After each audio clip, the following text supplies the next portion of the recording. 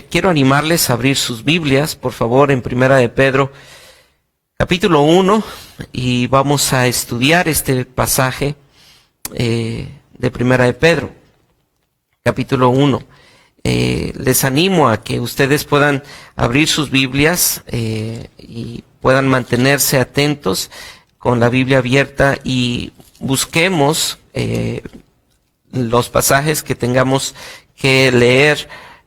Seguramente eso va a traer un significado a tu vida y va a hablar a tu vida. La palabra del Señor es la que habla a nuestras vidas y la que reprende nuestros corazones. Así que te animo a que puedas abrir tu Biblia, no solamente lo tengas en la pantalla, sino que si tú tienes oportunidad de abrir y ir precisamente a los pasajes que estaremos mencionando.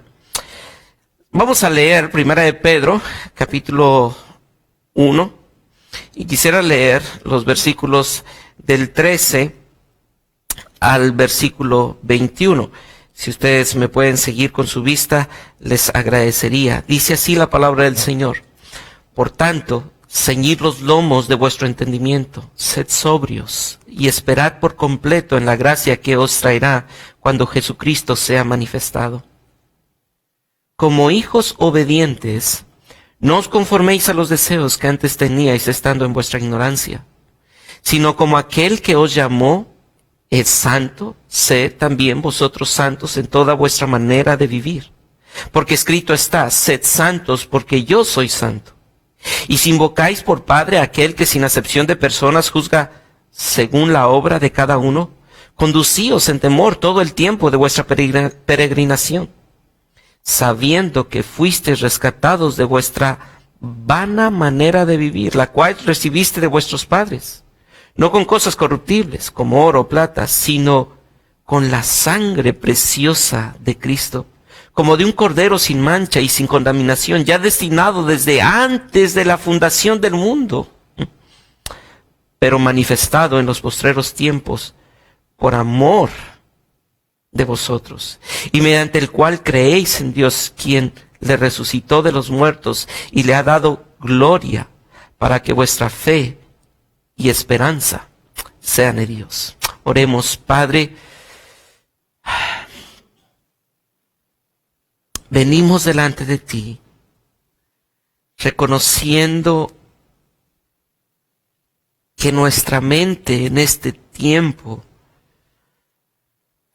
corre vertiginosamente tras el afán, la ansiedad, la preocupación.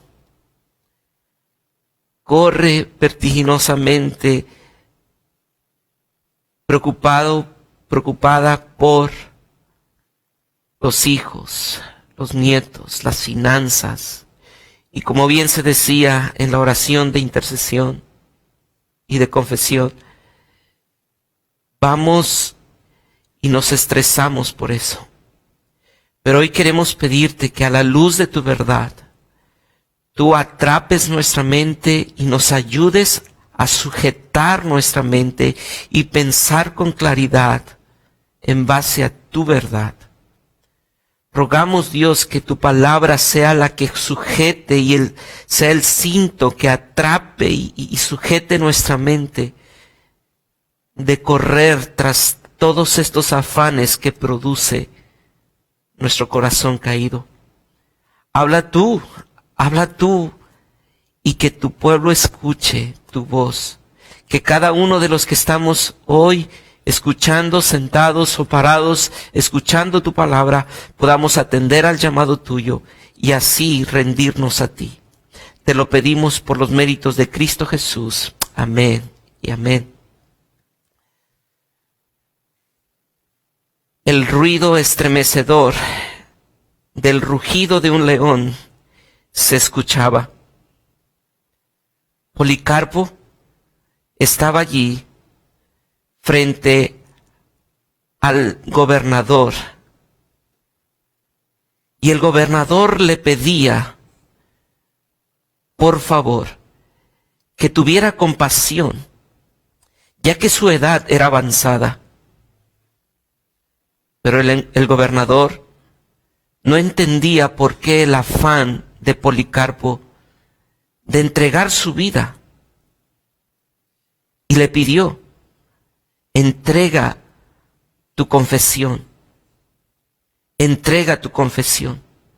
A lo que el Policarpo le contestó, hasta ahora he servido a mi Señor Jesucristo.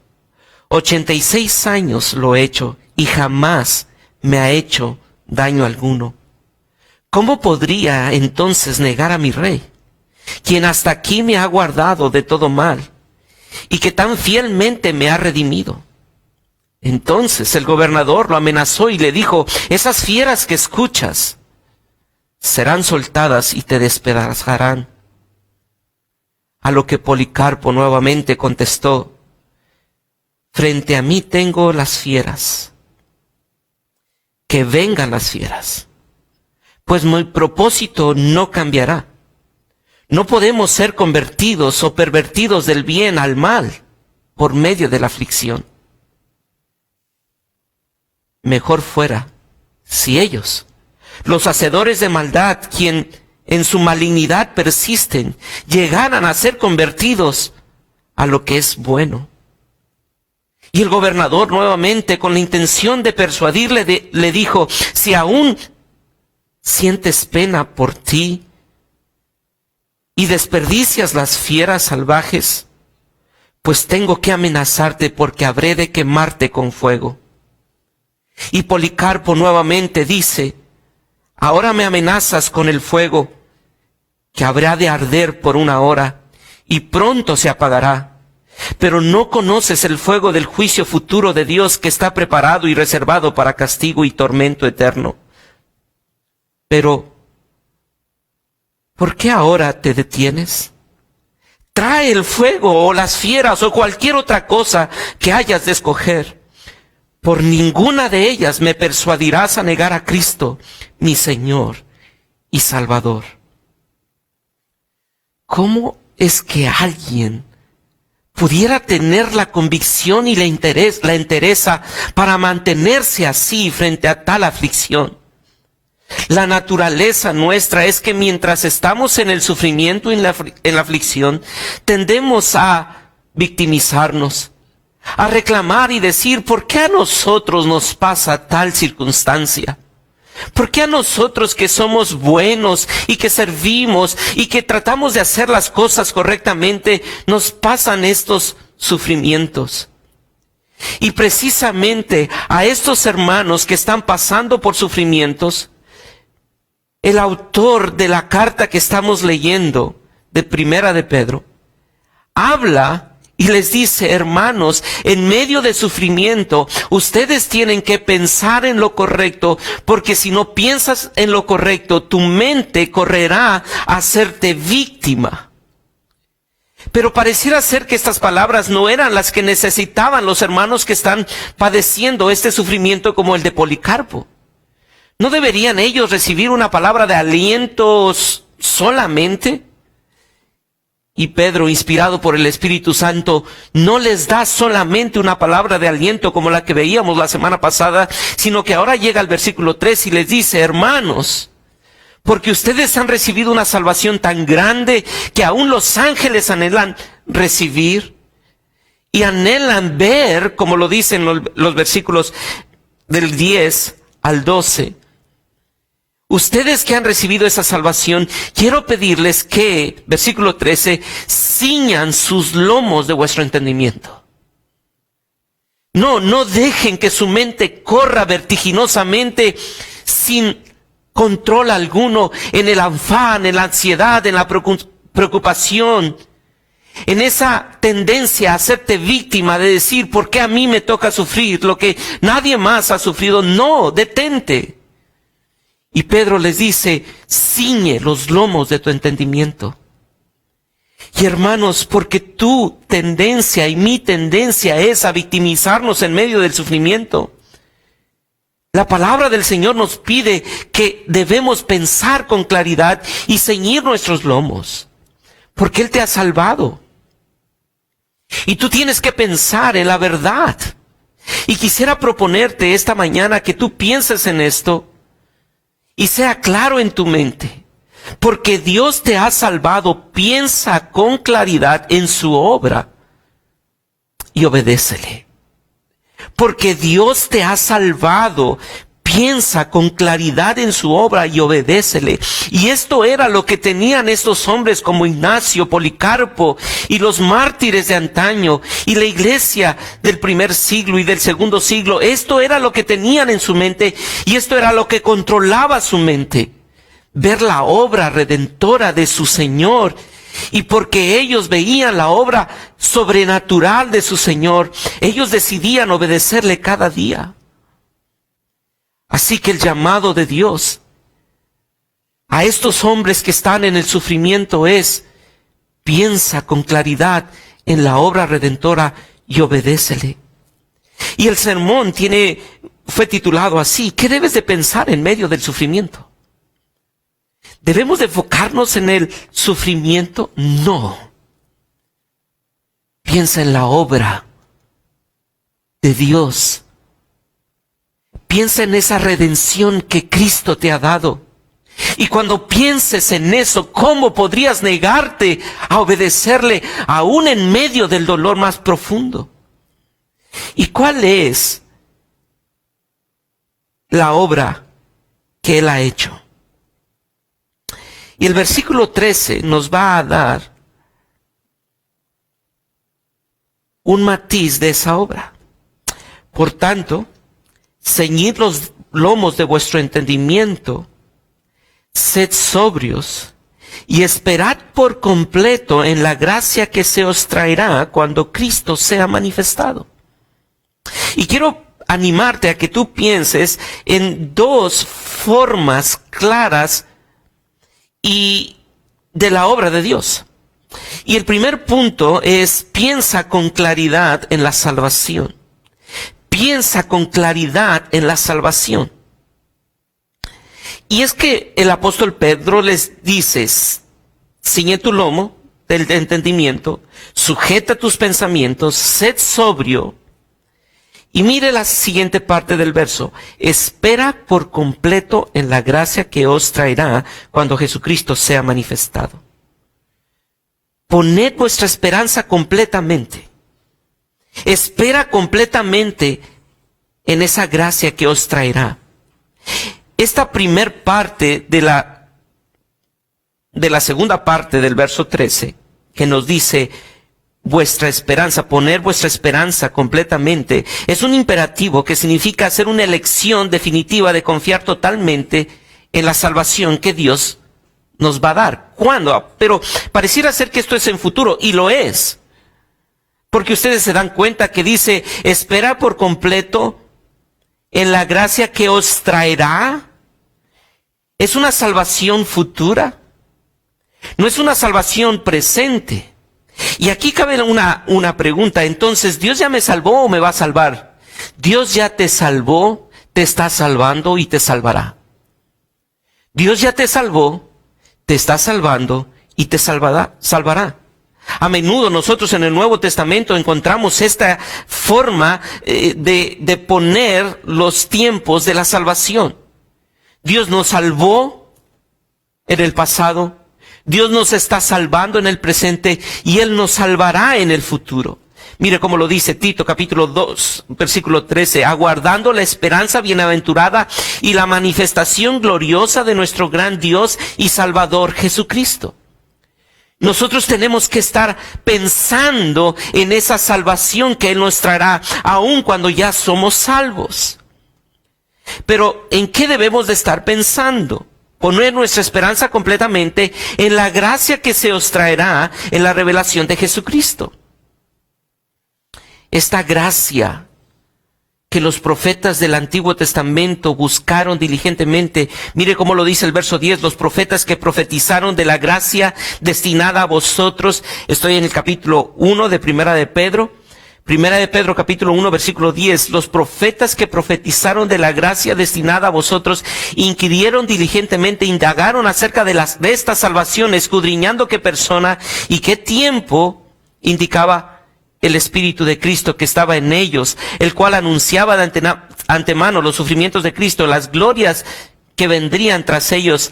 A estos se les reveló que no para sí mismo, sino para nosotros administraban las cosas que ahora os son anunciadas, por lo que os han predicado el Evangelio por el Espíritu enviado del cielo. Cosas, quisiera que usted prestara atención al verso 12, la última parte, cosas en las cuales anhelan mirar los ángeles. Esta esperanza que los profetas profetizaron, los propios ángeles anhelan verlo.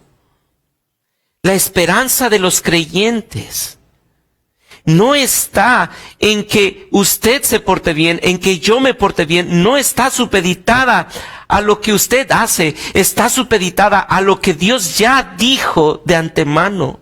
Por lo tanto, la esperanza de usted como creyente, mi esperanza está en el carácter y las acciones de un Dios trino. Y esa es una frase que usted debe recordar. La esperanza que usted y yo tenemos no está supeditada a su comportamiento, está supeditada a lo que Dios ha dicho, al carácter de Dios. La salvación, entonces, es algo que Dios ya nos dio, es algo que Dios nos está dando, pero es algo que Dios nos dará y nosotros anhelamos recibir esa salvación. Y el cristiano vive esperando. La característica del cristiano es vivir en espera. Y porque vive en espera, puede soportar las pruebas del presente. Y mientras tú estás en la aflicción, debes de pensar, Cristo ya me salvó, me está salvando y me salvará de esta aflicción y de todo este sufrimiento, porque en este momento Dios me está salvando. Y es lo que mantenía firme a aquellos que estaban entregando su vida. Mi querido hermano, hoy tú puedes vivir con agradecimiento por todas las misericordias del pasado. Dios te salvó.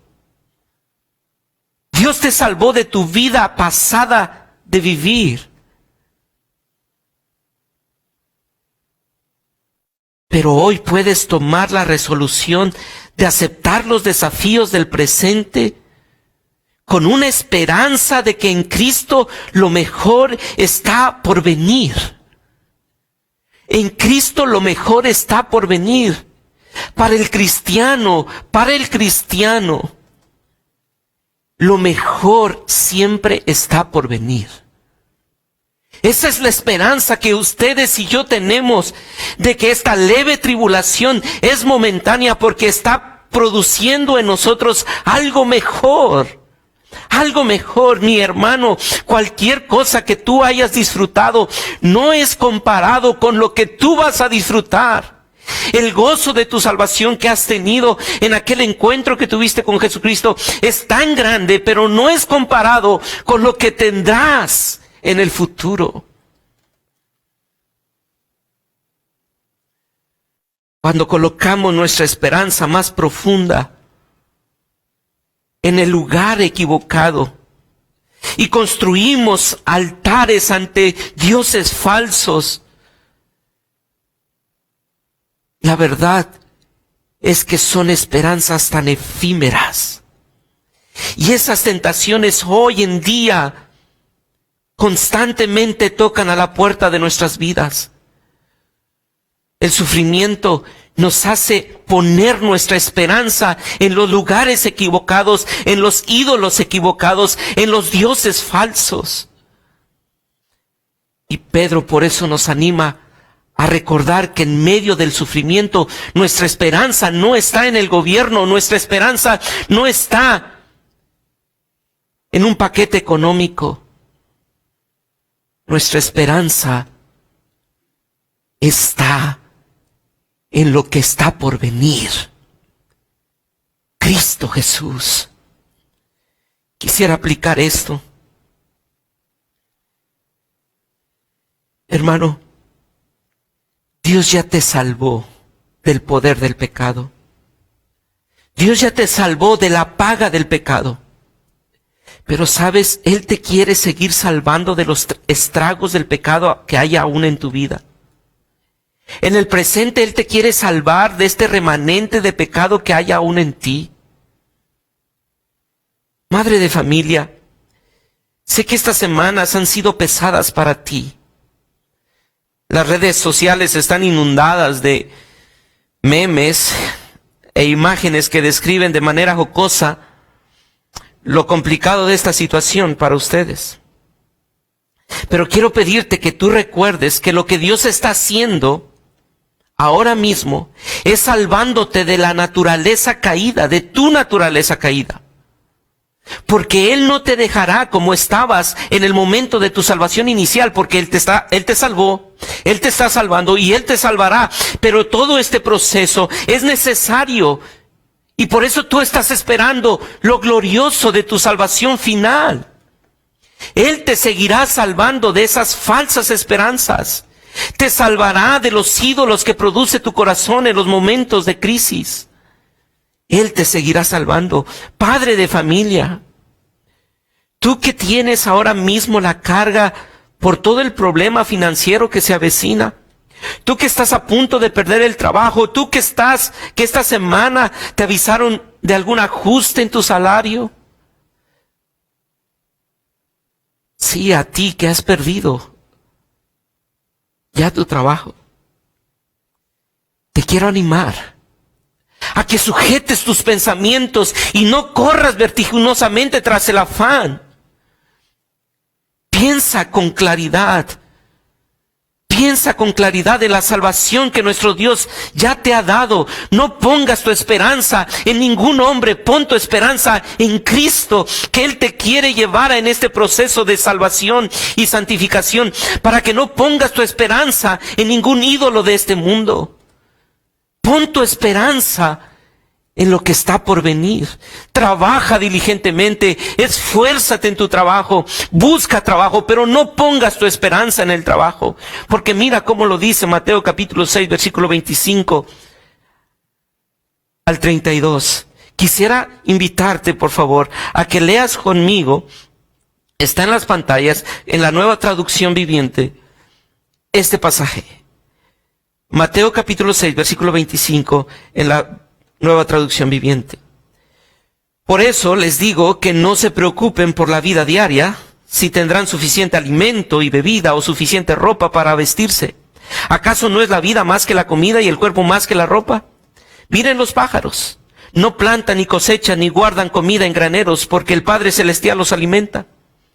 ¿Y no son ustedes para Él mucho más valioso que ellos? ¿Acaso con todas sus preocupaciones pueden añadir un solo momento a su vida? ¿Y por qué se preocupan por la ropa?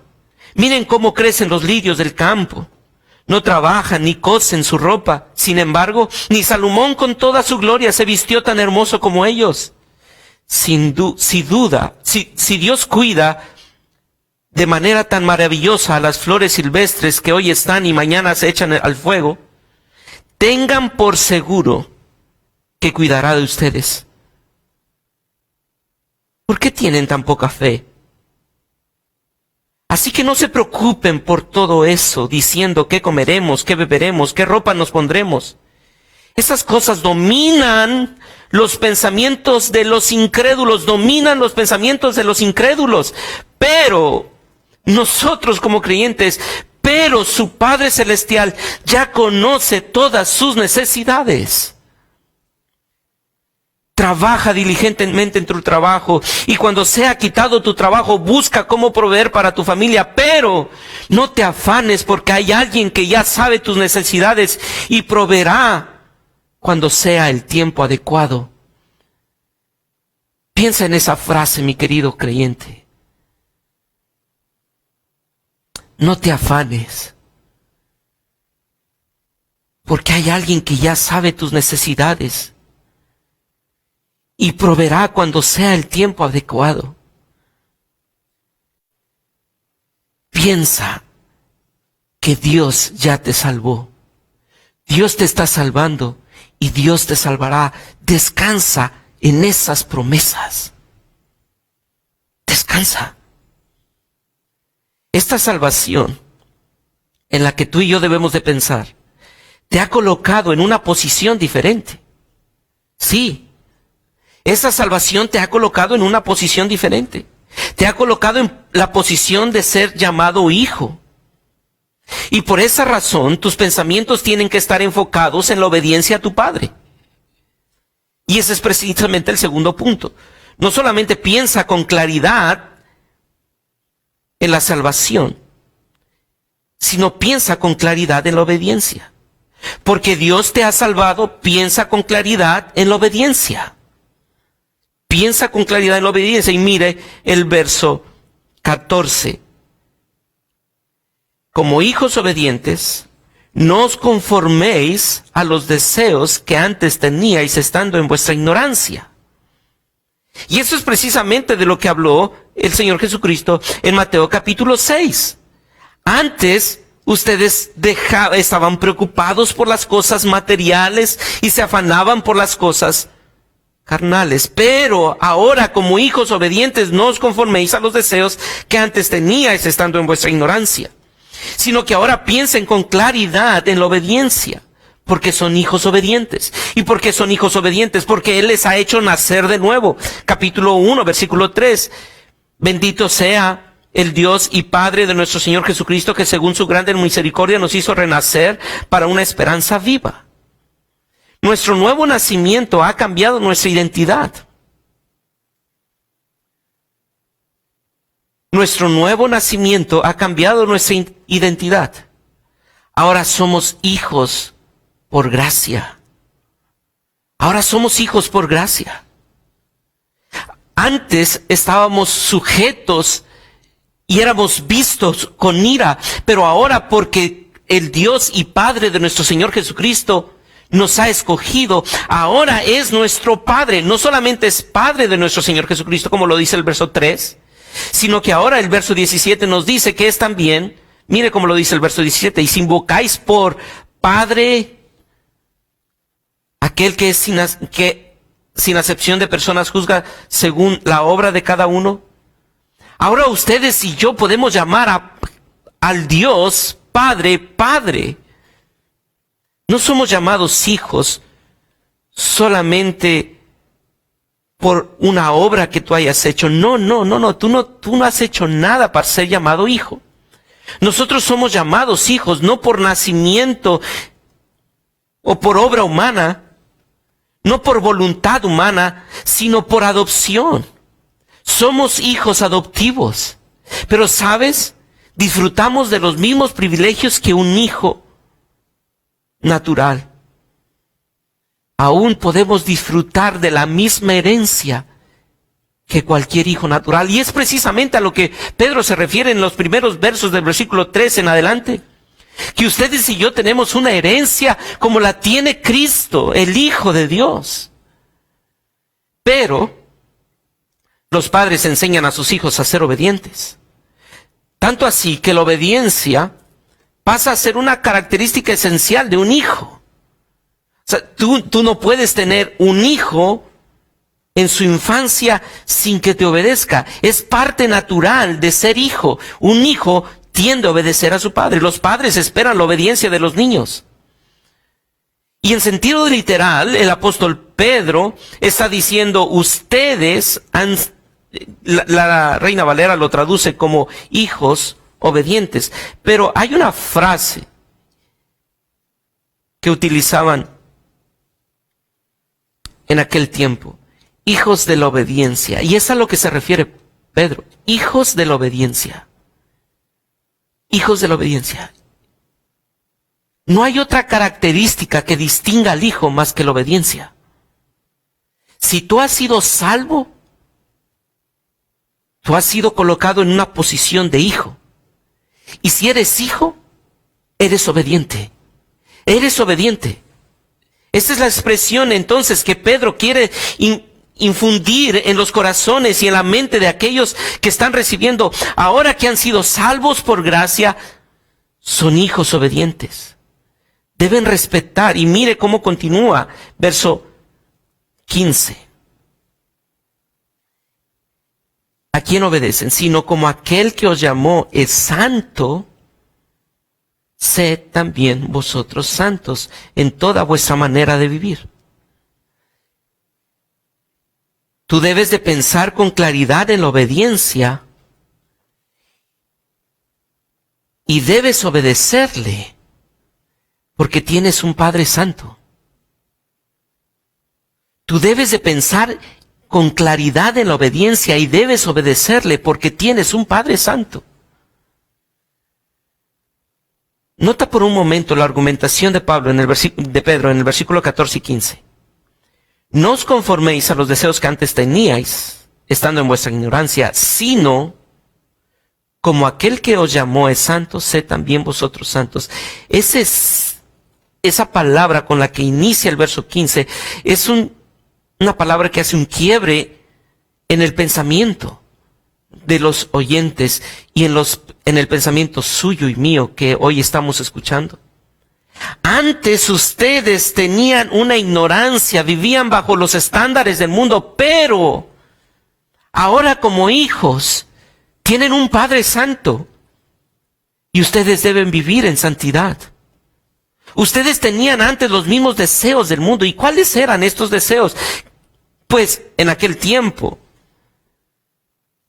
nos muestran los historiadores que las altas esferas sociales de los hombres de aquel tiempo vivían en un desenfreno carnal. Hacían banquetes millonarios en los que servían sesos de pavos reales.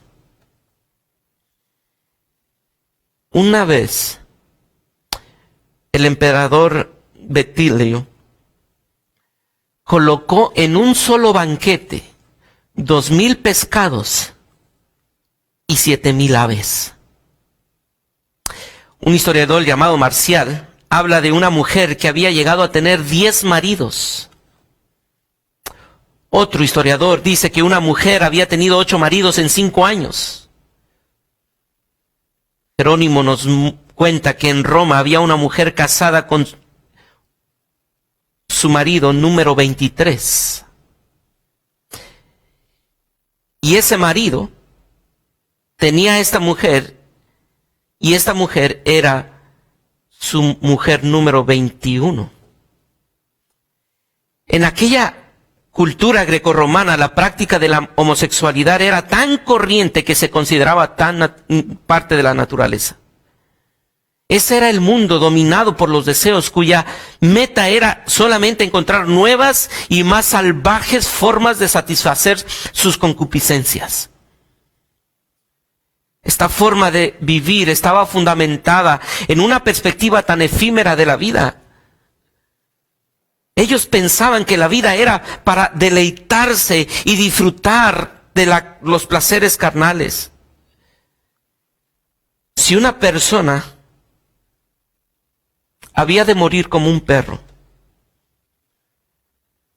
¿por qué no vivir como tal? Ese era un dicho popular en esa cultura grecorromana. La vida se veía como un negocio inútil, con pocos años de luz. Y luego, así lo decían, y luego la nada eterna. Pero el cristiano en aquel entonces tenía que recordar que había sido librado de la oscuridad a la luz, a la santidad gloriosa. El cristiano de aquel entonces y el cristiano de hoy, en medio de una cultura de libertinaje pecaminoso donde sufre el cristiano por tener una vida santa, debe recordar que el llamado que Dios le ha dado es que le obedezca porque hay un Dios que es santo, un Padre que es santo. Debemos recordar que el llamado de Dios para usted y para mí es vivir en santidad. Pero cabe una pregunta aquí. ¿Qué significa eso? Porque hay tantas cosas que se han dicho acerca de eso, que muchas veces podríamos nosotros llegar a conclusiones equivocadas. Pero ¿qué significa que usted y yo hemos sido llamados a vivir una vida santa? que Dios nos toma y Dios nos consagra, nos separó para una vida apartada. Nos trajo a un nuevo hogar, nos purificó con su sangre y nos puso vestiduras nuevas y anillo nuevo en nuestras manos para que ahora ya no vivamos nosotros, sino que Él viva en nosotros. Eso es vivir en santidad. No es vestir de cierta forma, no es no ir a ciertos lugares, no, es dejar que Él viva en nosotros, que su carácter se manifieste en nosotros. Eso es vivir en santidad. No importa cómo te vistas, si tu carácter sigue siendo el mismo. Mire cómo lo dice Pablo a los Corintios, en 1 Corintios capítulo 6, versículo 19, en la Biblia de las Américas. ¿O no sabéis que su cuerpo es templo del Espíritu, que está en vosotros, el cual tiene de Dios, y que ustedes, mire, esto es santificación, esto es santidad, y que ustedes no se pertenecen a sí mismos, porque han sido comprados a precio? Por tanto, glorifiquen a Dios en su cuerpo, en su espíritu, los cuales son de Dios. Hermano amado, ya no te perteneces, ahora le perteneces a alguien que te compró a precio de su propia sangre. Y eso es lo que debe de cautivar tu mente para que vivas en santidad. Y tú tienes que tener controlada tu mente pensando en que debes de obedecerle, porque tienes un Padre santo y tú tienes que vivir en santidad. No hay una sola cosa que te pertenece, no hay posesión material, familiar, personal que sea tuya. Todo le pertenece a quien te compró. Todo. No son tus hijos, no son tus recursos, no son tus finanzas. No es tu casa, no es tu carro. Es de Él, todo es de Él. Tu cuerpo es de Él, no son tus derechos. No es tu fiesta, no son tus vacaciones. Son de Él y son para Él. Creyente, por favor, escucha esto. Tu santidad está arraigada en la verdad de que ya no te perteneces. No te perteneces.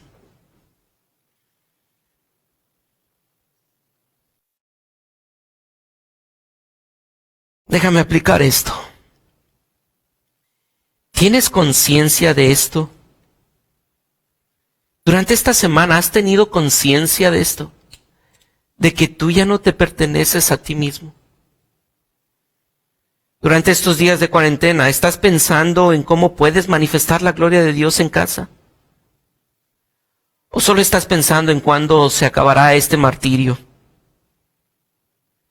Durante tu tiempo de descanso esta Semana Santa, ¿estás planificando hacer algo considerando que lo que hagas sea para la gloria de Dios?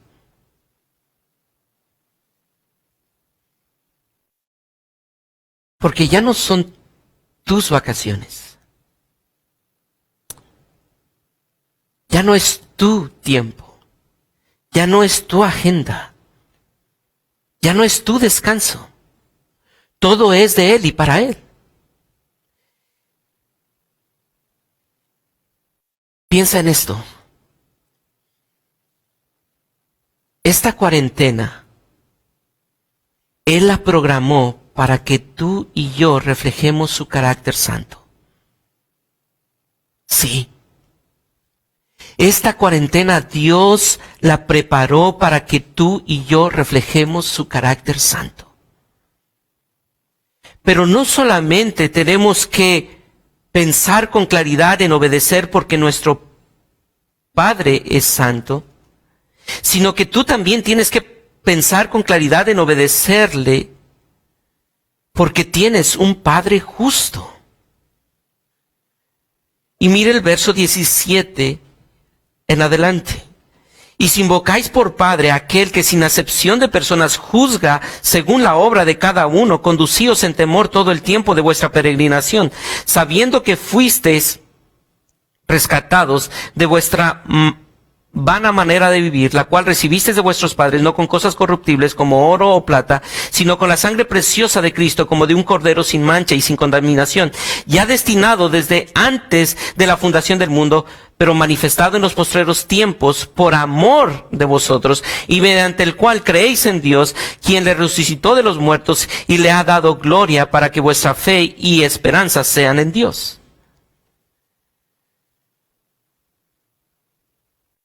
Tú debes pensar con claridad en la obediencia porque tienes un Padre Santo y porque tienes un Padre justo.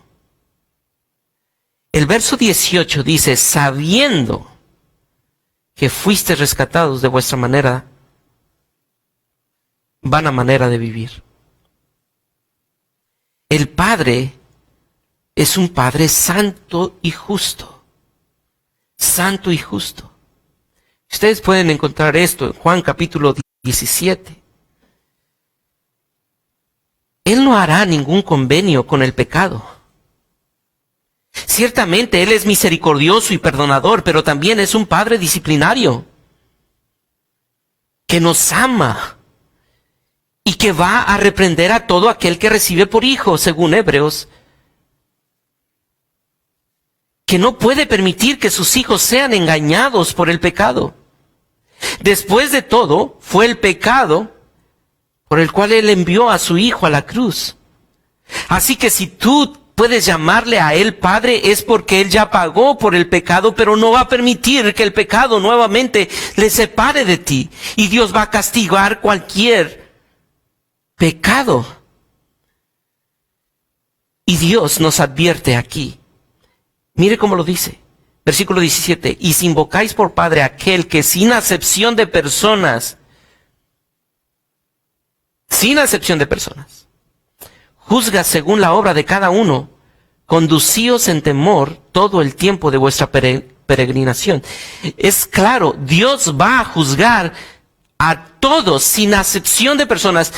Va a tener frente a Él al justo como al injusto. Pero ¿qué les va a juzgar a ambos? Lo mismo. Va a juzgar sus obras. Va a juzgar sus obras. Y hermanos, esta es una verdad que usted y yo tenemos que recordar, porque nuestra fe es débil. Cuando nuestra fe es débil y cuando nuestra esperanza se desvanece, necesitamos considerar las consecuencias de nuestro pecado y meditar en el juicio venidero. No puedes pensar que Dios no va a juzgar y que porque ya eres salvo y según tú ya eres salvo, entonces tú puedes dar rienda suelta a tu carne y decir, no importa cómo yo viva. No. Y por eso el llamado de Pedro es, hermanos, si ustedes son salvos, van a vivir con un pensamiento sujeto a la obediencia, porque tienes un Dios santo y tienes un Dios justo que va a juzgar. Por lo tanto, verso 17, conducíos con temor todo el tiempo de vuestra peregrinación. Si llamas a Dios Padre, Él va a juzgar con imparcialidad las obras de cada uno. Eso significa que el día venidero, en el que debamos poner nuestra esperanza, no solo en el día de nuestra salvación, también es uno de juicio. La evidencia que será presentada a nuestro favor o en nuestra contra, ¿sabe cuál es? Es nuestra conducta. Es nuestra conducta. Por eso, condúcete con temor reverente. Y es que Pedro está preocupado por la forma en que los lectores viven durante su estancia en este mundo. Y de hecho, el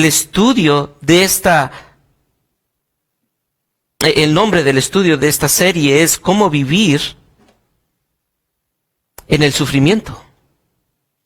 ¿Cómo vivir en el sufrimiento? Tú como creyente, yo como creyente, ¿cómo debemos de vivir en el sufrimiento? Porque pareciera ser que nosotros tendríamos libertad de decir lo que nosotros queremos decir, de hablar como nosotros queremos hablar, de pensar como nosotros queremos pensar. Y precisamente por eso Pedro les dice, no, sujeten su forma de pensar y su forma de actuar todo el tiempo. Sus hechos importan, porque sus hechos serán la base del juicio sobre nosotros. Nuestros hechos importan, hermano, claro que importan. No seremos juzgados para salvación. No serás salvo por tus obras, pero tus obras serán juzgadas. Tus obras serán juzgadas. Tus hechos importan porque eso será la base del juicio. Y la pregunta es, ¿haces todo para la gloria de Dios? ¿Haces todo para la gloria de Dios? Eso es lo que será juzgado. El temor a Dios es el medio para nuestra obediencia. Por lo tanto, cada vez que tú hagas algo, recuerda lo que la palabra de Dios te dice. Si pues coméis o bebéis o hacéis otra cosa, hacerlo todo para la gloria de Dios. Todo para la gloria de Dios. Cuando nuestra fe se debilita y nuestra esperanza se desvanece, cuando somos tentados a satisfacer las pasiones de nuestra antigua ignorancia, recuerda, seré juzgado. Seré juzgado, por lo tanto todo lo que haga lo tengo que hacer para la gloria de Dios. Antes vivía en ignorancia, pero ahora que Dios ya ha depositado su obra, su poder en mí y Él está en mí, entonces yo tengo que hacer todo para su gloria. Él ya me capacitó para hacer todo para su gloria. Si continúas viviendo de acuerdo a tus pasiones del pasado, entonces, hermano o persona que estás ahí, tú no tienes herencia en el futuro. No puedes esperar que lo mejor esté por venir si sigues siendo controlado por los deseos de tu carne. No.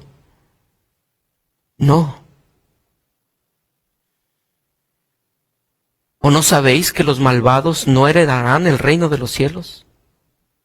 No se engañen. Ni los fornicarios, ni los idólatras, ni los adúlteros, ni los sodomitas, ni los pervertidos sexuales, ni los ladrones, ni los avaros, ni los borrachos, ni los calumniadores, ni los estafadores heredarán el reino de Dios. No. Porque tus obras serán juzgadas. No eres salvo por obras, pero sí tus obras serán juzgadas. Si continúas viendo, si continúas pensando, si continúas haciendo, si continúas viviendo de acuerdo a tus pasiones del pasado, esto sugiere que tu esperanza en realidad no está en Dios. Y la advertencia de la aproximación del día de juicio promueve nuestra perseverancia. Promueve nuestra perseverancia cuando es difícil confiar en las promesas de Dios. Quizá tú ahora mismo estás cansado y dices, ¿valdrá la pena? ¿Qué acaso no me puedo dar un pequeño respiro? ¿Qué acaso no vale la pena? Mira cuánto he sufrido por esto, que puedo darme esta pequeña aventura.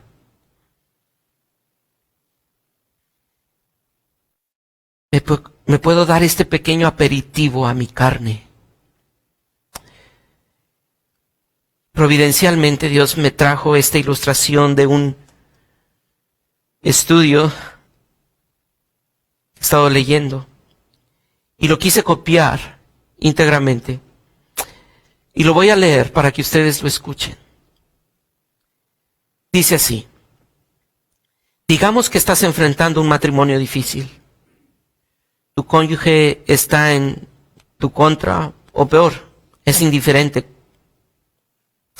Has buscado consejería, le has pedido que te acompañe, pero ahora crees que ya no hay esperanza para tu matrimonio. La verdad es que ya no importa. Y ya no te importa. Como cristiano, tú sabes que el divorcio no es la voluntad de Dios.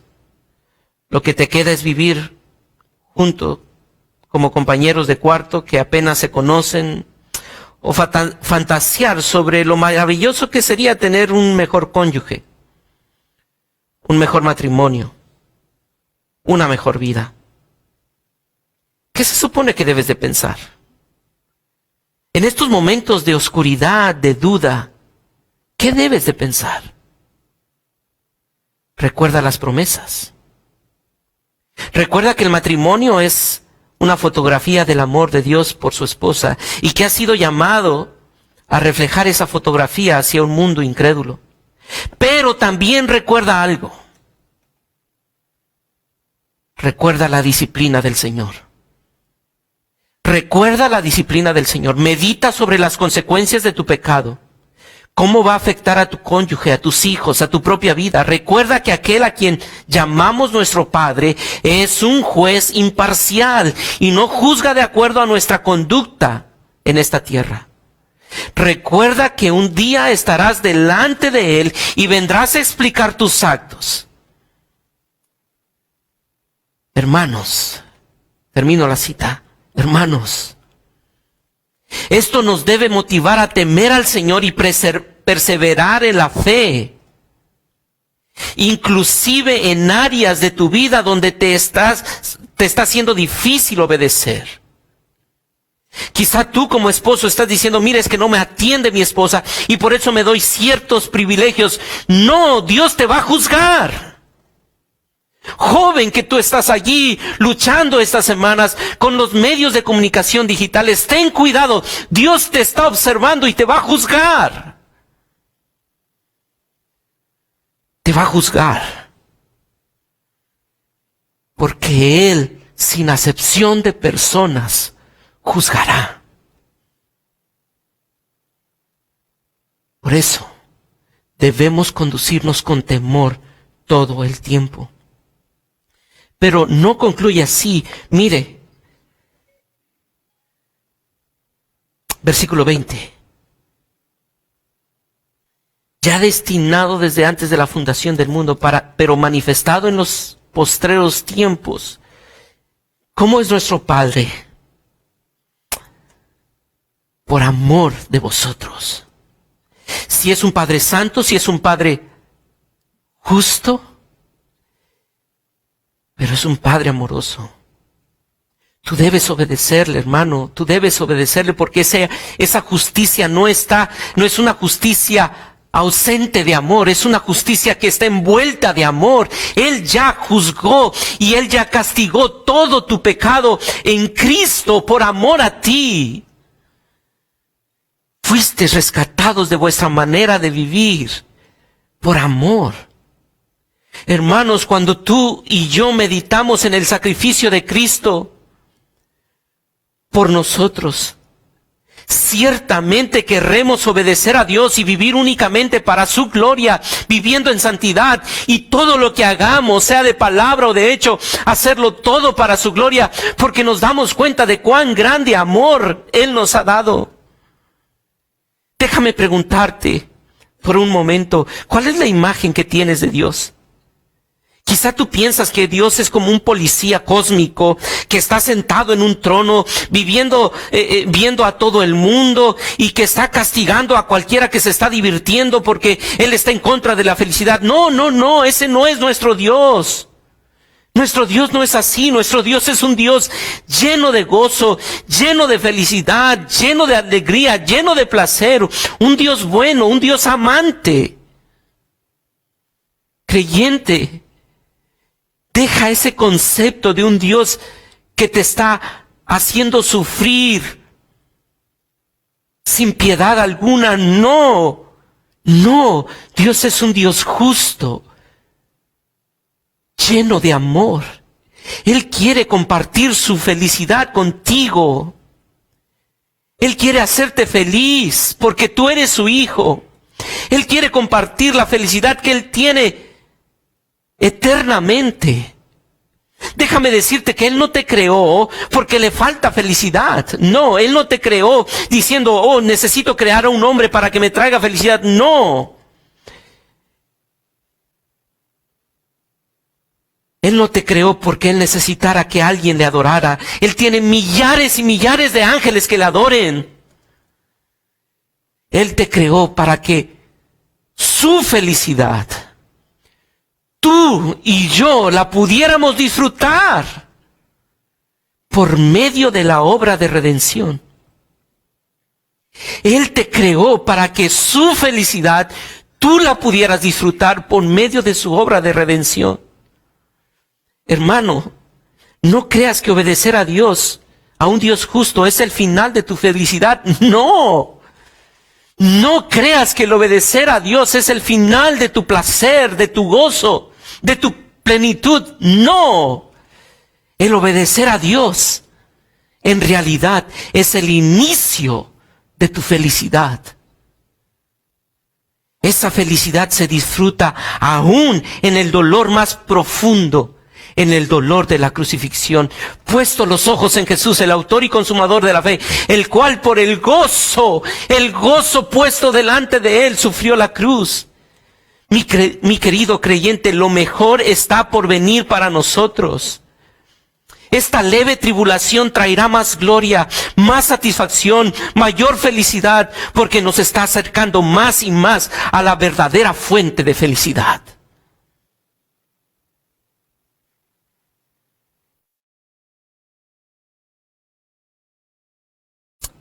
El Padre es justo. Es un juez justo.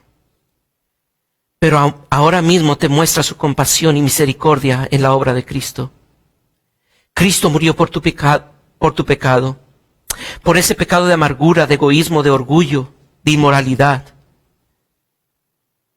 Y Él quiere ser tu Padre amoroso que perdona tu pecado. Mi querido joven, quizá esta semana has caído en el pecado que te avergüenza. Quizá tu padre, has respondido con ira y has respondido pecaminosamente. Quizá tú, mi querida madre, has pecado con tus arranques de desesperación.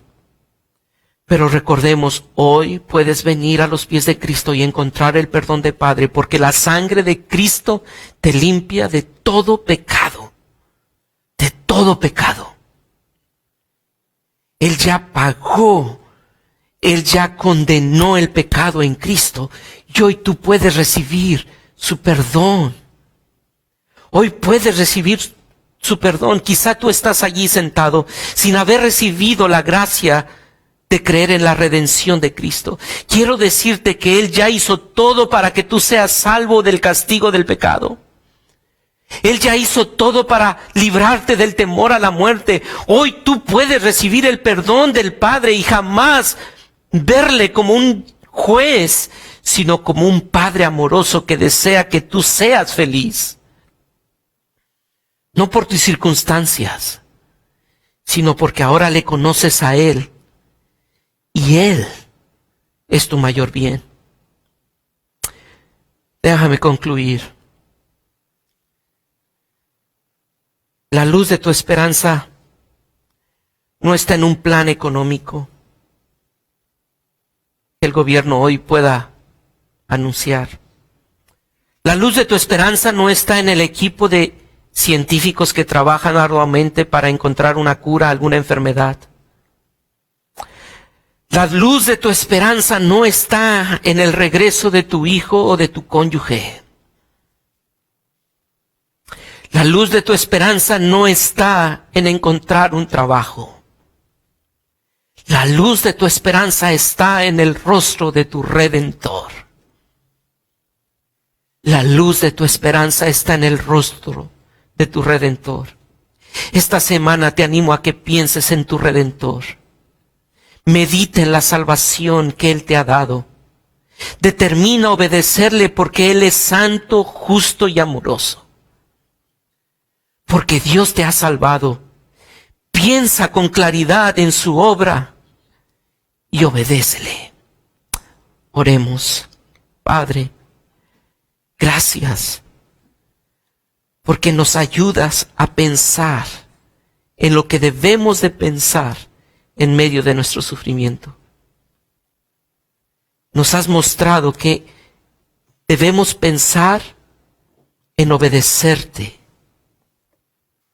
Debemos pensar en la salvación que ya nos has dado, que nos estás dando y que nos darás.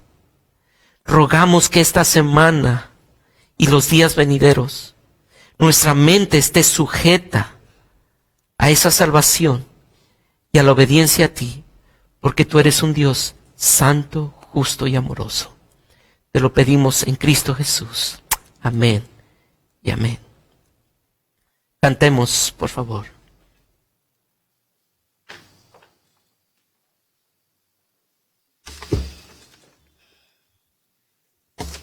Es bueno pensar el perdón de Dios, que en vez de alejarnos nos anima a acercarnos al mismo Dios juez santo, pero con la confianza de que por su perdón podemos acercarnos y disfrutar comunión con Él. Como dice este himno: oh Dios de mi alma, sé tú mi visión, nada te aparte de mi corazón.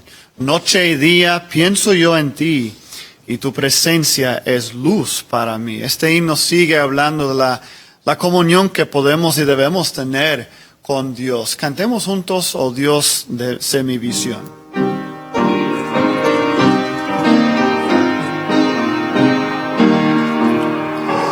Oh Dios de mi alma, sé tú mi visión, nada te aparte de mi corazón. Noche y día pienso yo en ti, y tu presencia es luz para mí. Sabiduría, sé tú de mi ser, quiero a tu lado mi senda correr, como tu Hijo tenme, Señor, siempre morando en un mismo amor.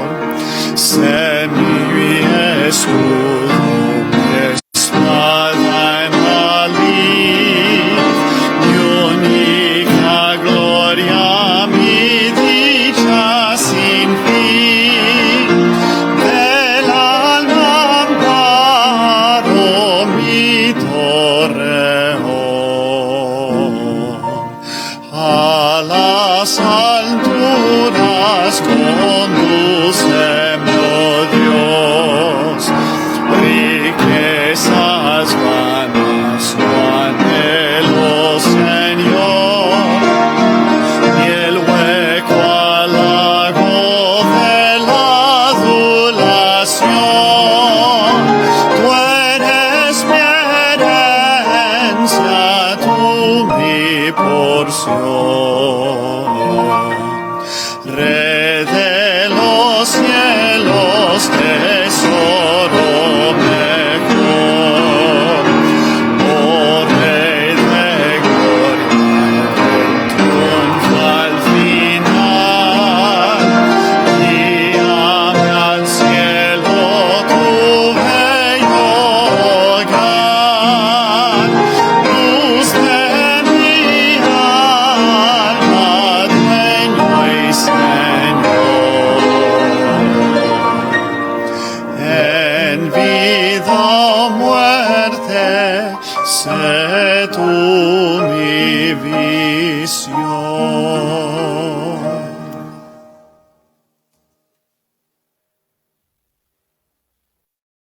Hermanos, antes de concluir, quisiéramos tomar un tiempo para orar por algunas peticiones que creemos que son importantes mencionarlas. Ustedes que están viendo, ustedes se han dado cuenta de algunas peticiones que ahí en la transmisión han compartido, y hay otras peticiones que no se han compartido allí, pero queremos pedirles que ustedes consideren orar también por estas peticiones. Hay un misionero en su familia, el hermano Los Darling, que están en España, pero también hay un hermano que es pastor, él es nativo de España, se llama David Barceló. Es un hombre que Dios ha estado usando de una forma muy especial en España, levantando algunas obras allá. Y esta semana su suegra contrajo el virus y toda la familia contrajo el virus, y entonces su suegra ha sido la más afectada por su edad ya avanzada, y estemos orando por él. Se llama Pilar, y la familia, el pastor se llama David Barceló y su suegra se llama Pilar. Entonces les pido por favor que estemos orando. También oremos, una hermana pedía por los médicos. En verdad ellos están haciendo una labor muy grande, Sabemos que ellos ahora mismo, algunos están enfrentando ciertos desafíos del compromiso que el gobierno les está pidiendo que hagan, pero confiemos que el Señor les dé fortaleza. Ellos están allí enfrentando esta pandemia, que el Señor les dé sabiduría, y también oremos por nuestros gobernantes. La verdad es que muchas opiniones podríamos tener, y las hay, y no es malo tener opiniones, solamente pidamos que el Señor nos dé sabiduría para esperar por completo en Él, no en nuestras autoridades. Sabemos que todo lo que pase, Dios es soberano y ellos son responsables. Ellos darán cuentas a Dios de lo que han hecho, pero nosotros somos responsables de ser personas bajo nuestro gobierno, siendo prudentes, sabios, obedientes a lo que nuestras autoridades nos digan. Así que les animo a orar este tiempo por estas peticiones, y por favor, no se desconecten, sino oremos juntos. Señor, te damos gracias porque Tú a través de tu palabra nos has mostrado que nuestros pensamientos tienen que estar sujetos a la obediencia a ti, y tú nos mandas a obedecer, a sujetarnos a nuestras autoridades, porque tú los has puesto aquí. No hay autoridad que no haya sido puesta por ti para cumplir tus propósitos eternos. No sabemos qué es lo que sigue el día de mañana terrenalmente, pero sabemos que lo que tú permitas va a ser lo mejor, aun cuando nosotros no lo veamos así con nuestros ojos humanos. Pero pedimos que tú des sabiduría a nuestro gobierno, tanto federal como estatal, tanto al poder legislativo, al poder ejecutivo y al poder judicial, y a cada uno de sus representantes. Sé tú con ellos.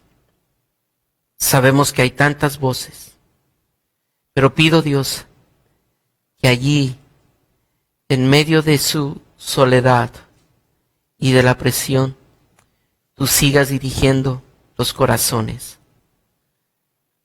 No sabemos qué es lo que nos depara, pero sabemos que tú eres quien está controlando todo el futuro.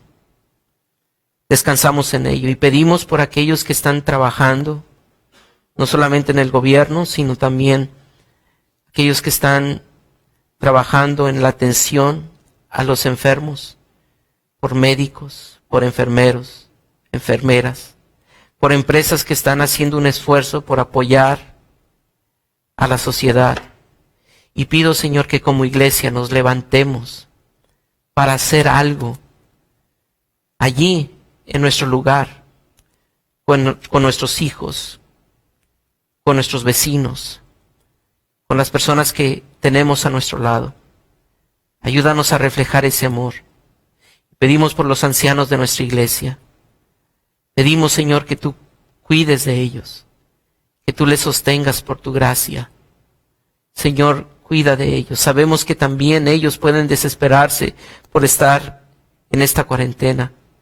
Ayer platicaba con una hermana y me platicaba cómo ella estaba tan acostumbrada a hacer ciertas actividades durante la semana, y toda esta cuarentena le ha venido a cambiar esa rutina. Pedimos que tú allí les des paciencia, les des tranquilidad. Pedimos por aquellas personas que se han contagiado de este virus, algunos familiares de miembros de la iglesia. Pedimos que tú uses esto para atraerles a ti, que ellos puedan darse cuenta de lo efímero que es la vida, pero cuán importante es volver a ti, y que tú estás usando esos virus para atraernos a ti. Pedimos, Dios, por estas familias que están en España. Hay muchos hermanos que están sufriendo en España, Señor, pero de estas dos familias que tenemos datos, pedimos que tú les sostengas, por la familia Darling, por la familia Barceló, por la hermana Pilar, que tú obres en ella. Y Dios, sostén el corazón de sus hijos, de sus hijas, y que la esperanza pueda mantenerse íntegra, esperando que tú la has salvado, que tú la estás salvando, y recordando que tú las seguirás salvando y salvarás. Señor, ayúdanos a recordar eso y ayuda a nuestros hermanos que están pasando por pruebas a recordar esta verdad. Y gracias te damos porque sabemos que tú nos permites tener este medio de comunicación y permítenos cultivar nuestras relaciones para gloria tuya. Te damos gracias en Cristo Jesús. Amén y amén. Hermanos, muchas gracias. Nos vemos el próximo jueves y el próximo viernes en nuestras conexiones y el domingo también. Que el Señor les bendiga y escuchemos este himno en el piano mientras nos despedimos. Gracias.